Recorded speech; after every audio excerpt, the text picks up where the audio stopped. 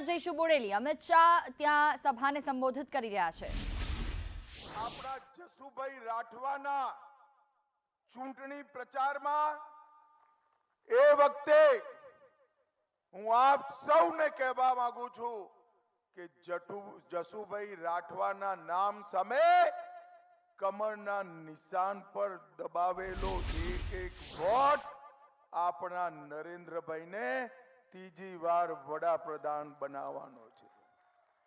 તમે અહીંયા જસુભાઈ જેવો વોટ આપશો, સીધે સીધો એ વોટ નરેન્દ્રભાઈને દિલ્હી વડાપ્રધાન બનાવવાનું કામ કરશે।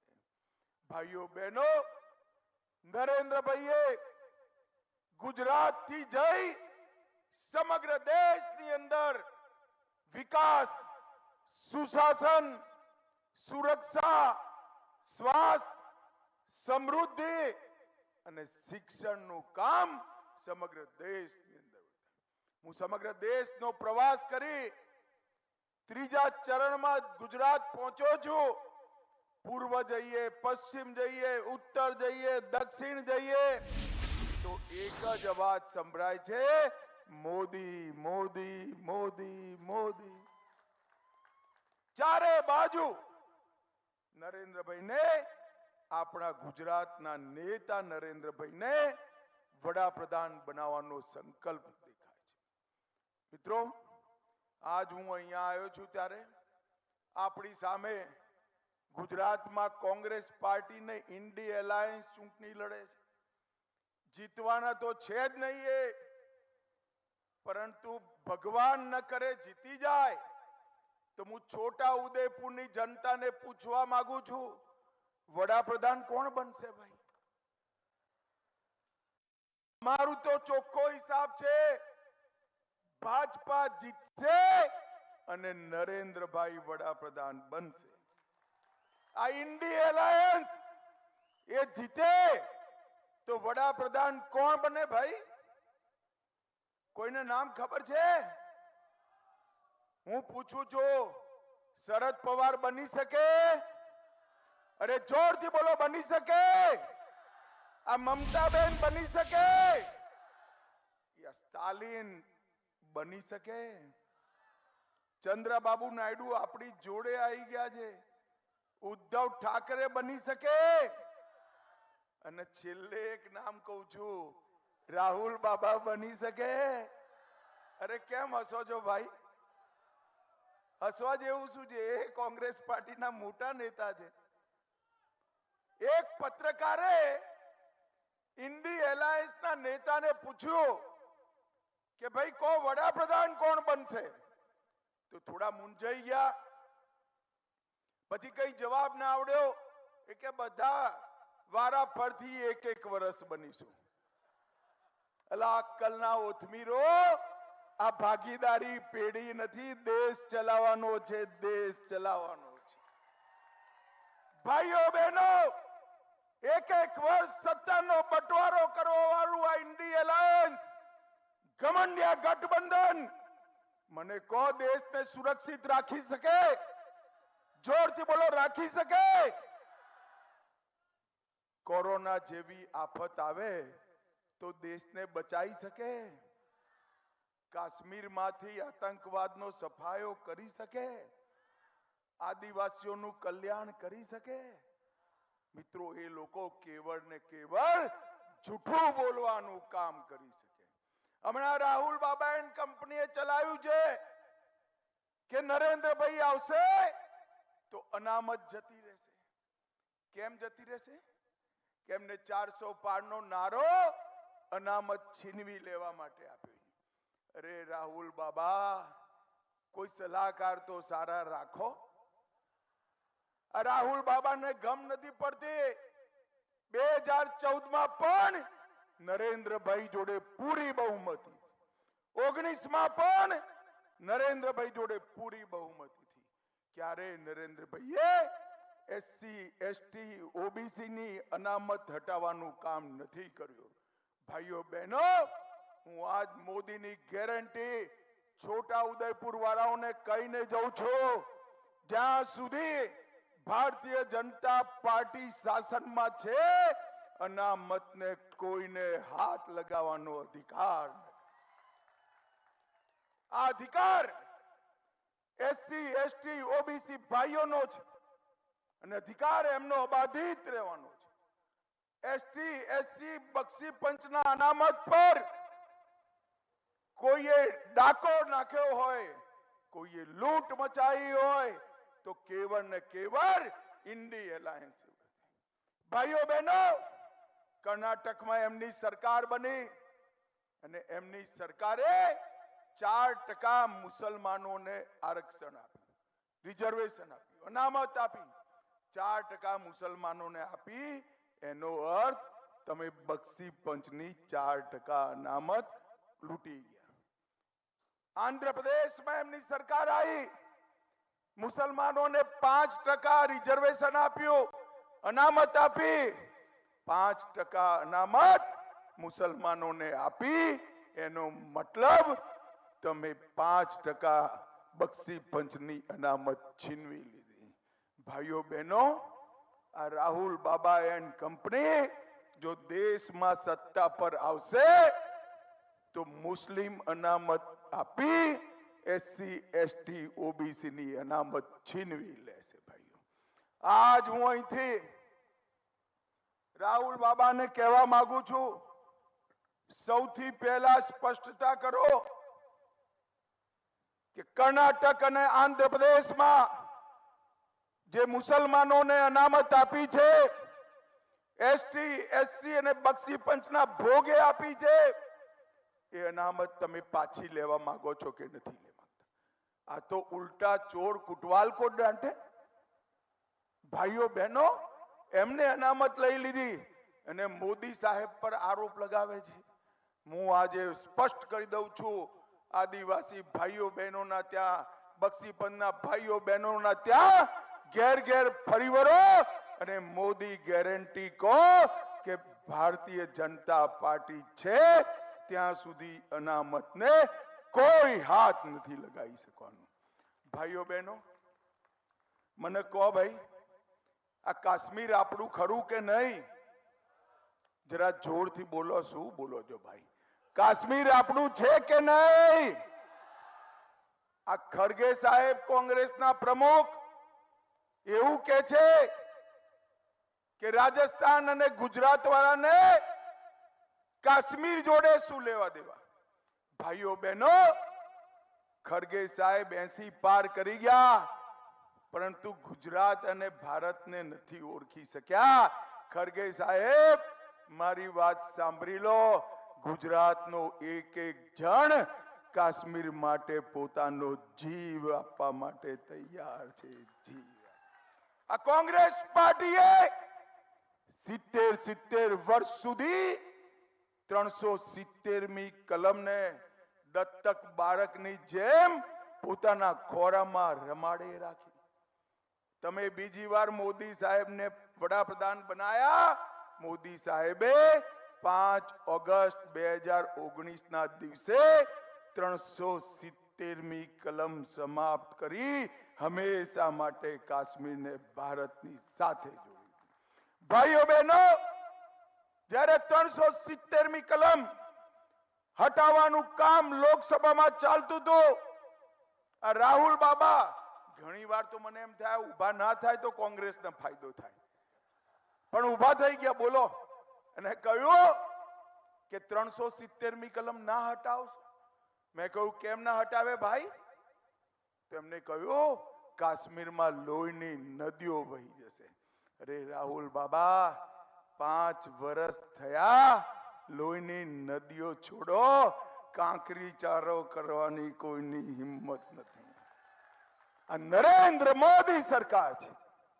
નરેન્દ્રભાઈએ આતંકવાદને દેશમાંથી સમાપ્ત કરી નાખ્યો. ભાઈઓ બહેનો, 10 વર્ષ કોંગ્રેસની સરકાર ચાલી. 10 વર્ષ સુધી સોનિયા મનમોહનની સરકાર ચાલી. એ સરકાર 10 વર્ષ સુધી ચાલી. રોજ પાકિસ્તાનથી આલિયા, માલિયા, જમાલિયા આવતા હતા અને બોમ્બ ધમાકા કરી ભાગી જતા, કશું નતા બોલતા. એમની લઘુમતીની વોટ બેંક એના ડરથી પગલાએ નતા ઉઠાવતા. તમે નરેન્દ્રભાઈને બીજી વાર વડાપ્રધાન બનાયા, ઉરી ને પુલવામામાં હુમલો થયો, 10 જ દિવસમાં નરેન્દ્રભાઈએ એર સ્ટ્રાઇક અને સર્જિકલ સ્ટ્રાઇક કરી પાકિસ્તાનના ઘરમાં ઘૂસી આતંકવાદીઓનો સફાયો કરવાનું કામ નરેન્દ્ર મોદીજીએ કર્યું. ભાઈઓ બહેનો, મને કહો ભાઈ, અયોધ્યામાં રામ મંદિર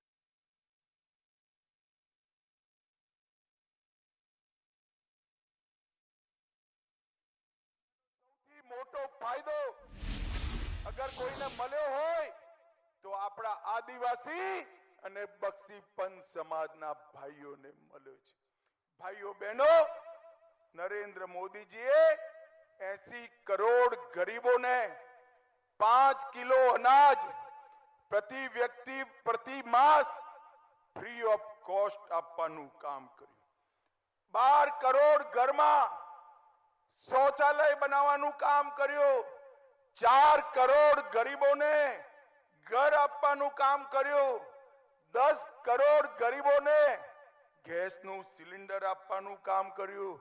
14 કરોડ ગરીબોને ઘરમાં ચકલીથી પીવાનું પાણી આપવાનું કામ કર્યું. અને 60 કરોડ લોકોને 5 લાખ સુધીનો બધો જ સ્વાસ્થ્યનો ખર્ચો નરેન્દ્ર મોદી સાહેબે આપવાનો નિર્ણય કર્યો. અને ભાઈઓ બહેનો,